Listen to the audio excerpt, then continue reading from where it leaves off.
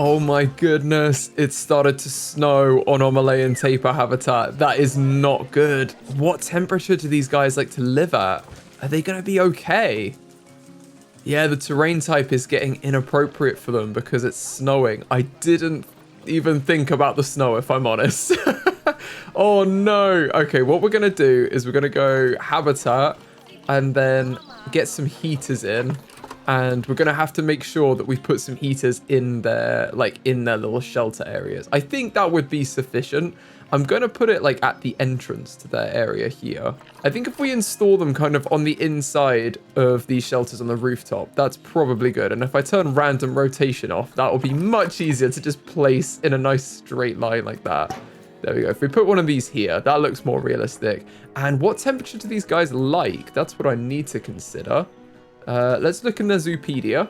The Malayan tapir species data, no, it's natural habitat is 6 to 42 degrees. Okay, I think if these are like 30 degrees, that's probably good.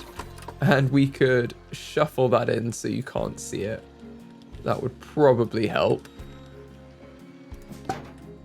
And 30 degrees is, yeah, it's already on 30 degrees. So I'll leave that as it is and then probably do the same thing over here. And now this one's on as well. Hopefully if I hit play, they will start heating the area and mean that the terrain doesn't go snowy everywhere. At least not like in all the areas. We could do something around the rocks here as well. Like we could put a heater in over here. I'm concerned equally about our bush dogs though. So let's see what these guys think. They don't like it. They don't like snow at all.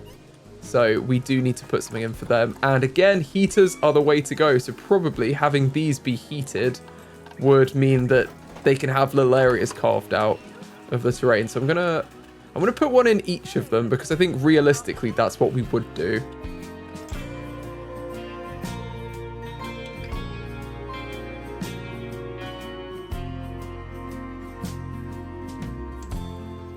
And hopefully this will start carving away at the snow. Yeah, it is. Okay, that's not so bad. And the tree cover is going to get rid of a lot of the snow. So that's the benefit of having lots of these tall trees is they will catch all the snow. I'm just trying to weigh up the balance between it being ethical and what they'd actually be okay with. Because obviously they don't really like snow, but the occasional little bit of snow isn't going to be that detrimental to their health because we have plenty of warm spaces. And now we put these heaters in, I think that probably gives them even more spaces that are very warm. And then if they want to touch the snow, they can. Like, I don't think the animals would be that terrified of it. And, oh my goodness, there's snow there, you know. I think they'd be quite curious about the snow. And they don't want it everywhere because it's too cold for them. But I think that's more, if that's their habitat all the time, that's a problem. If they get, like, a day of snow, like we just had, and it wasn't even that bad because they got most of their habitat isn't snowy, I don't think that's the end of the world for them. I think they would be absolutely fine with that. But we've resolved the crisis. The snow is gone. It's already melted away and it's beautiful, 19, sunny. Everything is looking good. And look at our tapirs just living their best lives together. They're so cute. I really like them. I think they're such a nice addition to the zoo. They're quite interesting. There's only a couple of them, so it's a bit different to like the big pack animals, the big herd animals. I like the animals that are just like one or two of them. Oh, and this one is doing a poo right in front of all our guests. Okay, well, you know, you got to do it somewhere. They're in their home, not the other way around. I think they could do with a friend though. So let's get another animal in this habitat. And we know that we're gonna get the Asian Small Clawed Otters because they've got the interspecies bonus. So they're gonna be best friends with each other. And let's remind ourselves of what the requirements are. I believe it's one family. So there's a dominant mated pair within a family group. So yeah, we're allowed up to 16, but we're gonna want basically probably 2, and then we'll let them breed and we'll have our own little otter family here. And the final thing to check is how old they are when they can breed. So they need to be 2 years old and they live to be 14. So that's good information. And if we sort them by appeal, we can see, I don't really want to go for our albino one. Let's go for this one here. That looks like a good one. 4.6 years old from Frontier Zoo. So definitely not related to the female. Let's get him. And then the female underneath that one is probably good. 5.6. She's got good all-round genetics. Let's get this one. And then we've got 2 of them. Let's put them into quarantine. Our staff area is looking very sad as well, isn't it? This definitely needs a revamp. And look how many guests are in the zoo. This is amazing. We do have a lot of guests in here. And we've got an inspector's report. Let's read the report. Okay, so education 2, not the best, but cleanliness is 5. And they liked both of our habitats. So 4 stars overall. That could be a lot worse. In fact, speaking of education, let's look at our vet research, because I bet we finished this now. Yes, we finished the research on the bush dogs. So they have everything. We get education bonuses, and we should have more enrichment for them, as well as better food. So let's go into our animals. Firstly, let's do the food. The bush dogs, oh, they're already on level 3. We'd unlocked that already. But the Malayan tapirs are only on food quality 1. So we do want to get that a little bit better for them. How do you feel about your enrichment? I feel like it's time we swapped out a toy. Because I want to give them varied enrichment. So let's get rid of this tennis ball. I'm going to delete the tennis ball. And then species. These are the bush dogs. So under B, if we filter by bush dogs, we can then go on enrichment items. And they've got all of these. How about we give them a blood scent marker instead? I'm sure they'll love sniffing that out. Oh, I don't want to put it there though. Because I was like hovering over a leaf and then just thought I wanted it in the air. But no, I want it on the floor. Let's put it there. Got a blood scent marker that they can sniff around. And maybe we swap out one of their food enrichments as well. Let's get rid of this bamboo feeder. And put in a skittle feeder over here. That should be good. I like varying them up. We don't actually have to because we're playing on medium difficulties. The animals don't get bored of their enrichment. But I think it's nice to go and treat it a bit more realistically as if they would get bored of them. And our otters have passed quarantine. So let's move them into this habitat and see if they're happy with what we've done with it. Because they might not be. I've tried to make it with both animals in mind. But really it is kind of tailored towards the Malayan tapir. So let's see if their little friends are going to be happy with it too. Look at them. They're adorable. Oh, and they're in. They're already in. Who is this? Is this our male or our female? I can't even click on them. This is our male. Okay, what do you think of everything? They love it. They're happy with all of the terrain. They've got enough hard shelter. They've got enough swimming area. They've got enough deep water as well. Oh, maybe they won't when there's 2 of them. Yeah, I think I've got the wrong number on the deep water. I think it was more than 56. I think it might have been like 100 and something. So we do need to change that. Yeah, it's already not enough now that the female is in here. But the general water area is good. So that's really good. Let's change that because I want to make sure they've got enough. If we right click on our water, it will get rid of all of it. And I'm going to pause the game because I don't want them to get unhappy with everything.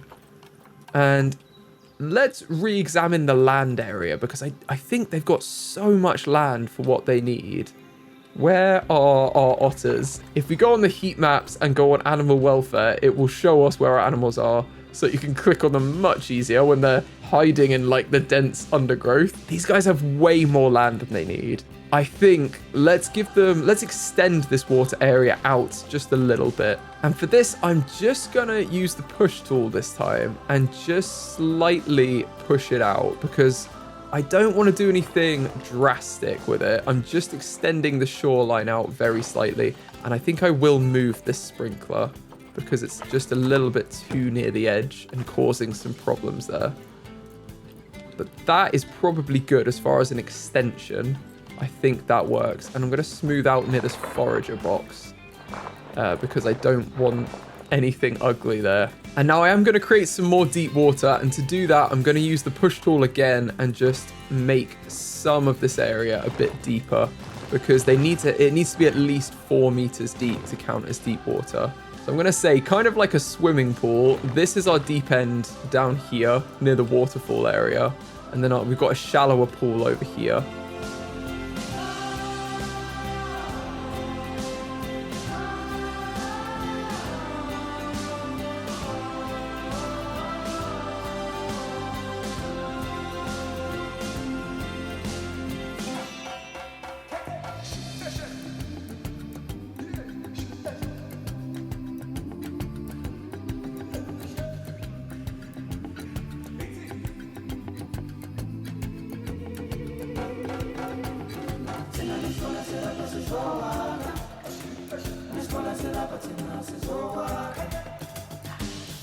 Okay, I think that's a lot better. And this is a much bigger, kind of more natural looking river slash pond shape now, I think.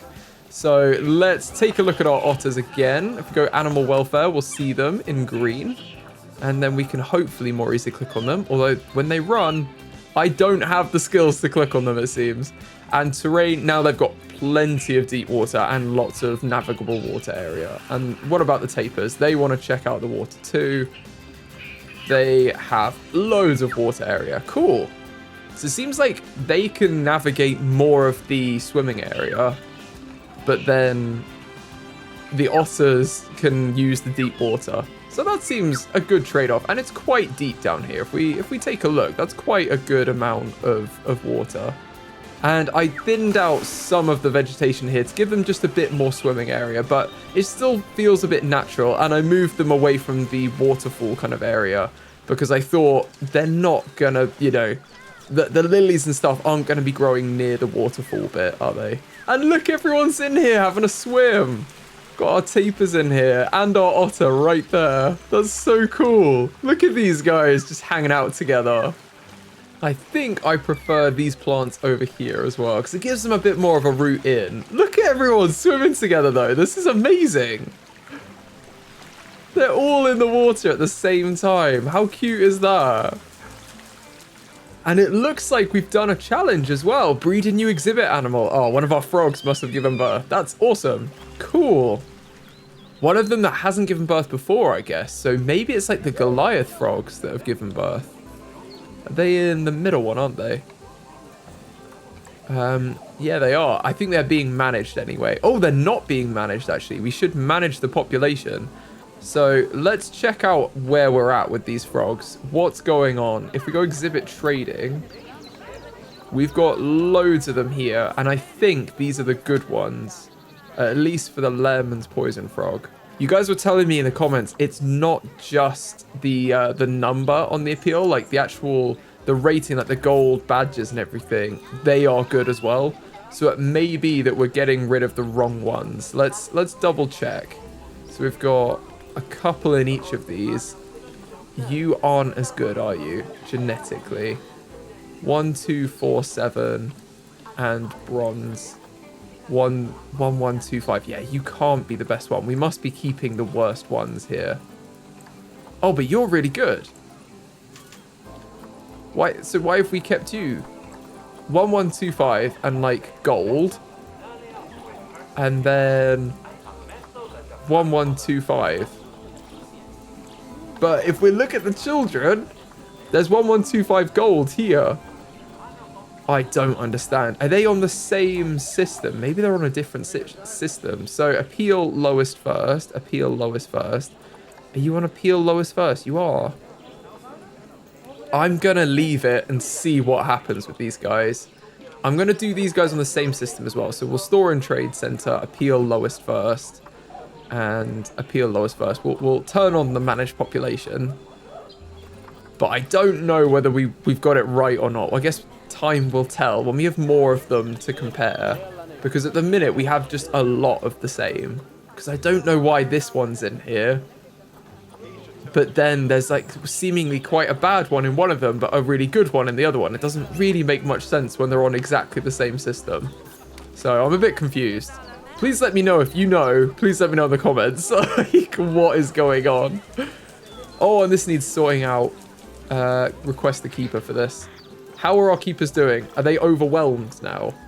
Yes, probably. They're low on energy.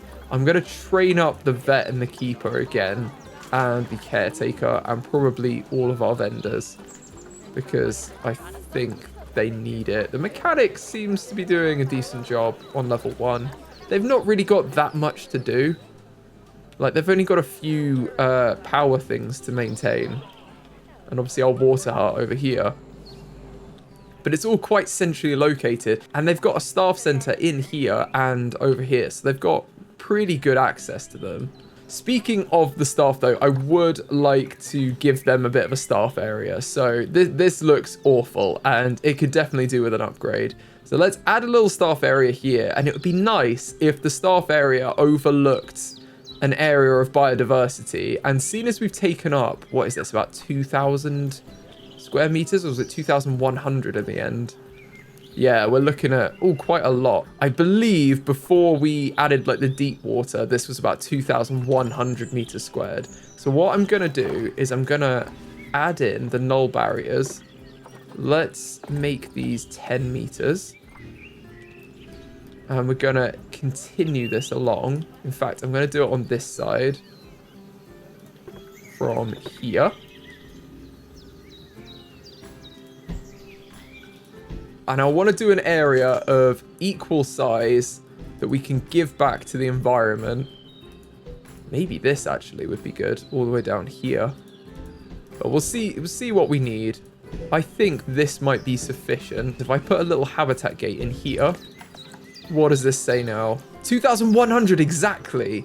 Wow. Okay. Well, that is crazy. I feel like that was fate. We delete this habitat gate because we don't need it anymore. So now we know that this is 2,100 meters assigned for the nature area. So let's build ourselves a staff area in this section that overlooks that, because we know it's going to be very pretty. And for this build, I wanted to use an organic building material. So I thought mud would be a great choice that we've not used before to make the staff buildings with. And of course we want to power the buildings, so it's got to be solar panels in this climate. And trying to put solar panels in the logical place on the roof is slightly difficult in this game, and even more difficult when you want to build an accessible ramp up to the solar panels for your staff. So I did put in an accessible and less accessible walkway for the staff so they can choose whichever they want to use. It just meant I had to wrestle with the pathing system a bit.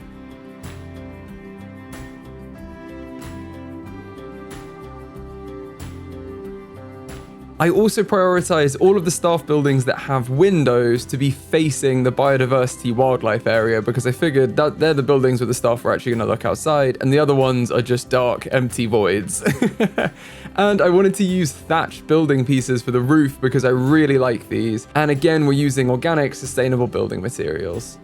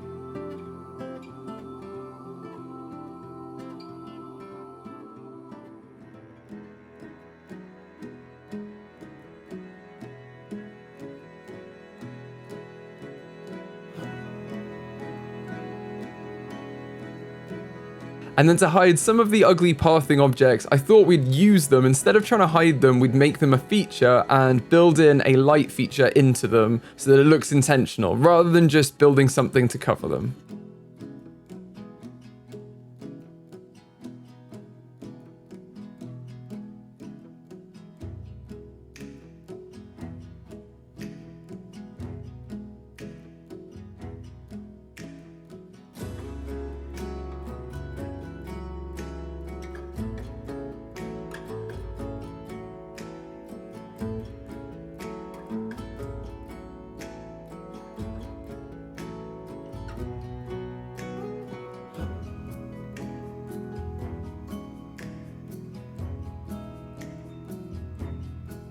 And after that, I just added a few decoration pieces and some lights as final touches to these buildings.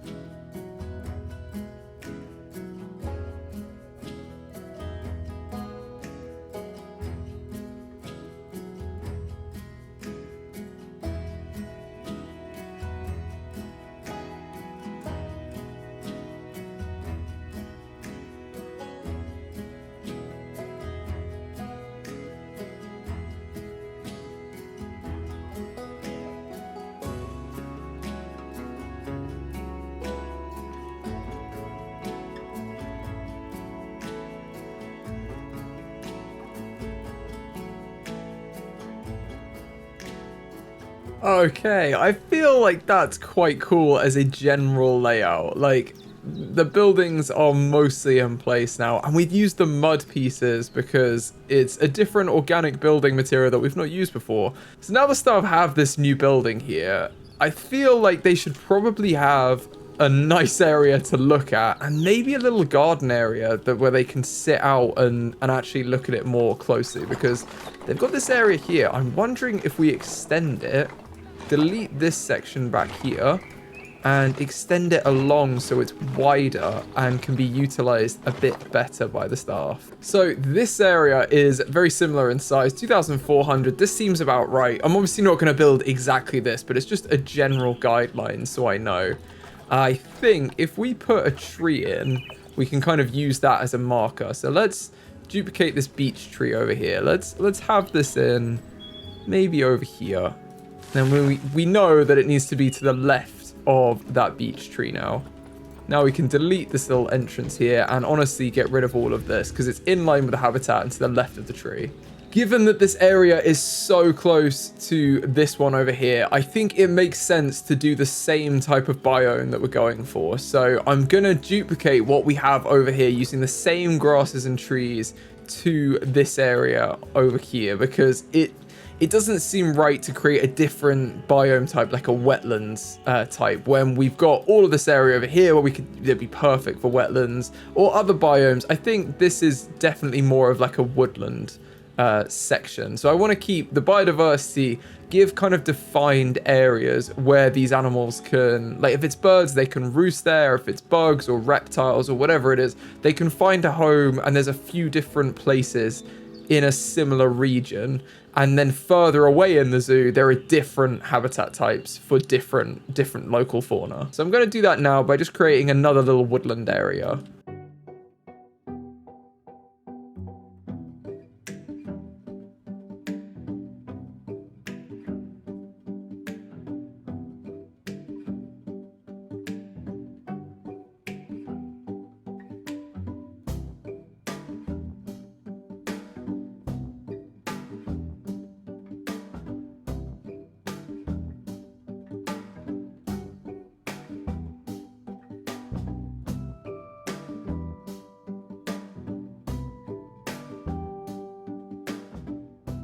Okay, I think that's pretty good. That looked a lot nicer, and that's something for them to look out at now. Look at that. That's so much nicer. I do need to make this all long grass as well, I'm realizing. So let's do 100% long grass and really bring the life back in this area. And that should look much better now. There we go. Now when they look out, look at that. What a little area to work in.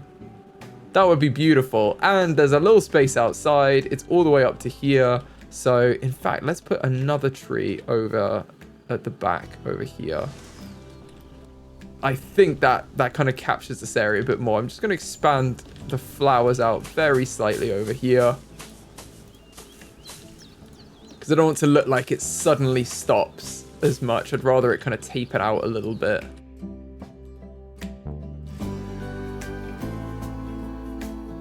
There we go. I think that looks nice. Now let's build a little garden in here for the staff. So something they can enjoy. And for that, we can use the natural path markers, because we don't really want this to be an actual path. It's just a grassy area that's designated for them, basically.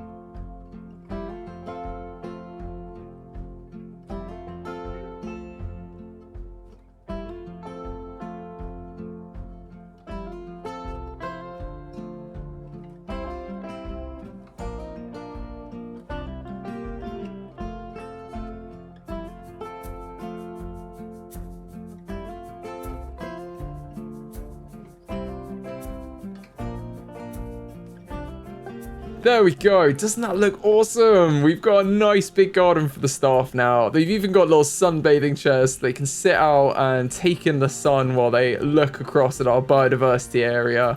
And then they've got some picnic benches to eat their lunch. They've got a couple of trees for shade.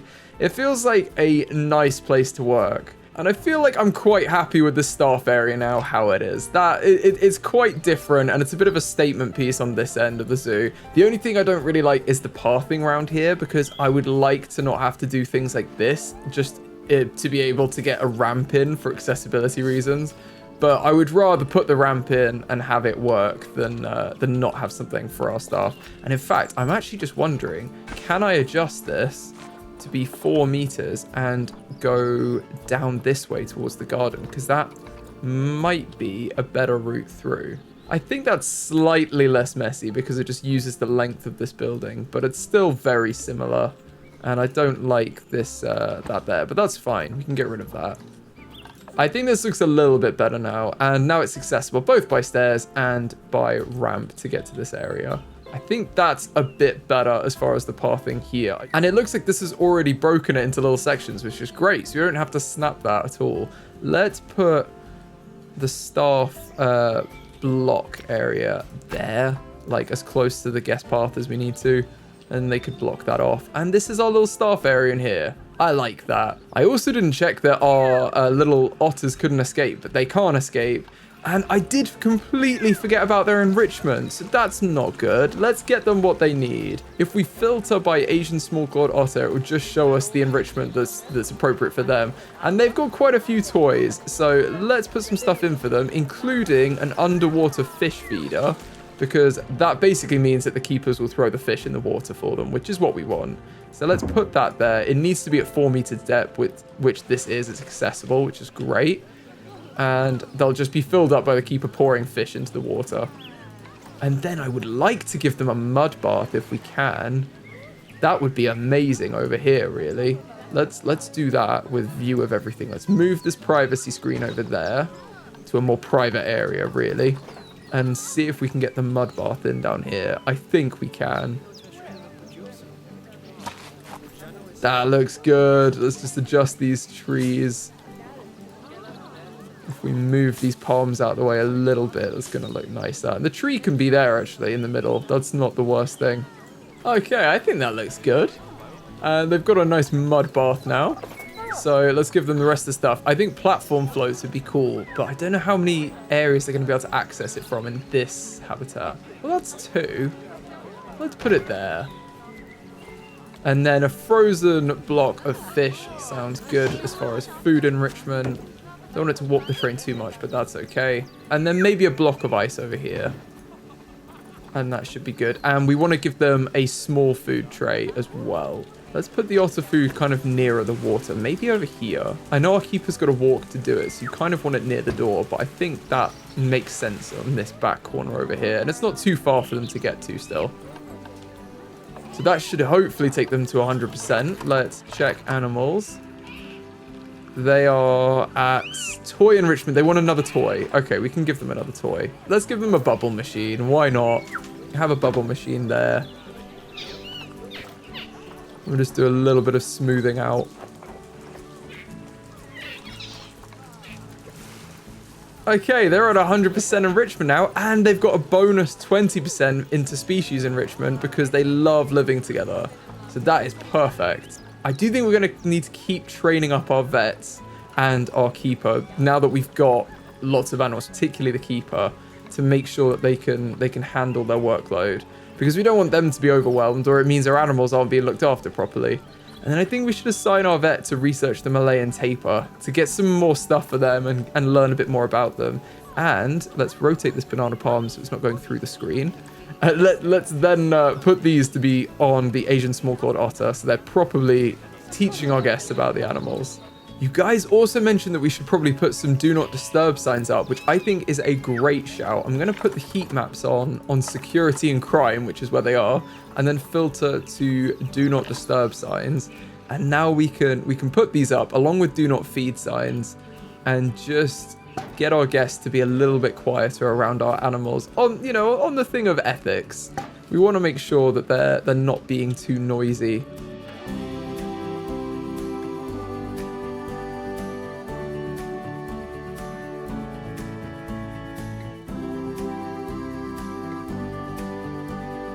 I don't actually think we need the do not feed for this, because I think that's just for when they walk through the habitat, so that's a problem.